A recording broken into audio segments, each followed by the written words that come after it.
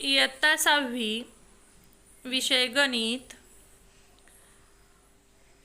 पाठ दुसरा रेषा आणि कोन स्वाध्याय क्रमांक 2 प्रश्न पहिला अचूक पर्याय निवडा। 1 पूर्ण कोनामध्ये टिंबटिंब काटकोन असतात। उत्तर 4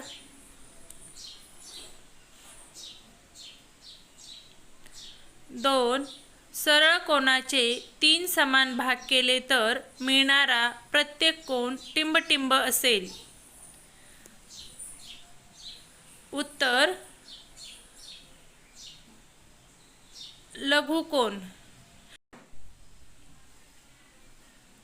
3 किरण OP आणि किरण OQ यांचा आरंभबिंदू टिंबटिंब आहे।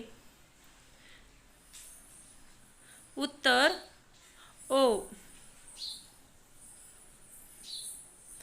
4 टिंबटिंब ही दोन्ही बाजूंनी अमर्याद असते। उत्तर रेषा ही दोन्ही बाजूंनी अमर्याद असते।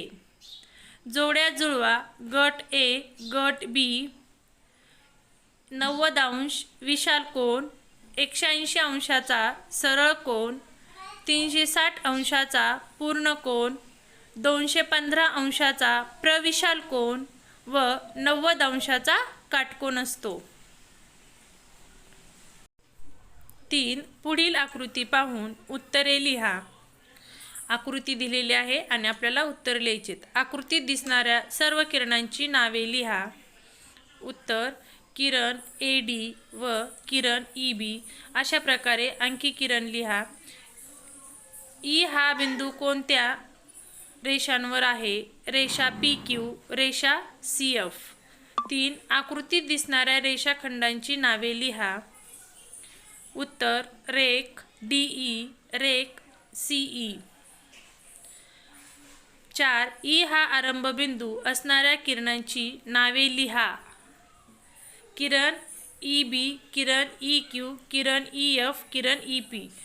कोन BEQ हा कोणत्या प्रकारचा कोन आहे? त्याच्या भुजांची नावे लिहा।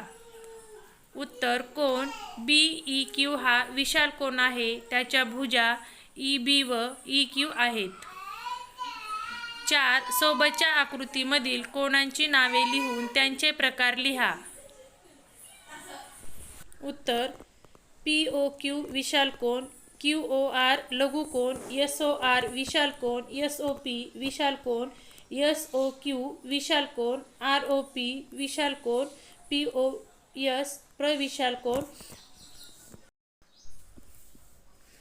खाली प्रत्येक आकृतीतील लघुकोनांची संख्या आपल्याला शोधायची आहे। पहिल्या आकृतीमध्ये 3 लघुकोन आहेत।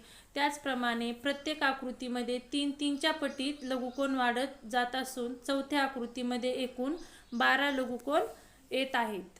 त्यामुळे पर्याय क्रमांक D हे उत्तर आहे।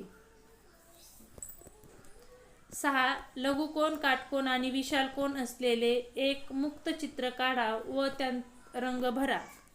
अशा प्रकारे तुम्ही वहीमध्ये चित्र काढून त्यामध्ये रंग भरायचे आहे व प्रत्येक आकृतीला नाव द्यायचे आहे। पुढील स्वाध्याय पाहण्यासाठी आपल्या चॅनलला सबस्क्राईब करा।